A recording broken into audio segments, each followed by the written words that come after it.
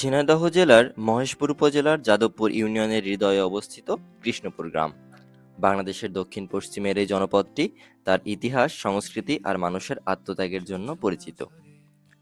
1971 সালের মুক্তিযুদ্ধের সময় কৃষ্ণপুর গ্রাম অমর সাহসের সাক্ষী ছিল। 29 অক্টোবর এখানে সংঘটিত হয়েছিল সেই বিখ্যাত যুদ্ধে। সেখানে 7 জন মুক্তিযোদ্ধা এবং 5 জন নিরীহ গ্রামবাসী শহীদ হন। তাদের রক্তে লেখা হলো স্বাধীনতার এক অম্লান অধ্যায়। গ্রামের মানুষ প্রধানত কৃষিকাজে নিয়োজিত। ধান, গম, পাট ও বিভিন্ন শস্যের চাষই এই অঞ্চলের মানুষের প্রধান জীবিকা। স্কুল, মসজিদ, বাজার সব মিলে গড়ে উঠেছে গ্রামের প্রাণকেন্দ্র।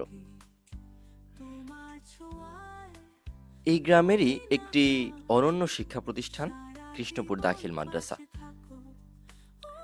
মাদ্রাসার অবকাঠামো উন্নত ও সুপরিসর।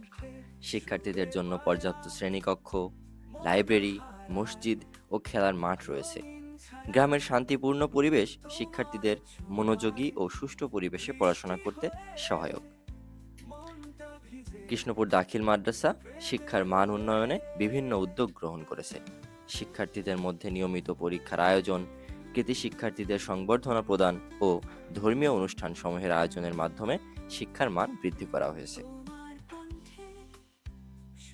কৃষ্ণপুর শুধু একটি গ্রাম নয়, এটি সাহস, সংগ্রাম এবং ঐতিহ্যের এক অবিচ্ছেদ্য অংশ।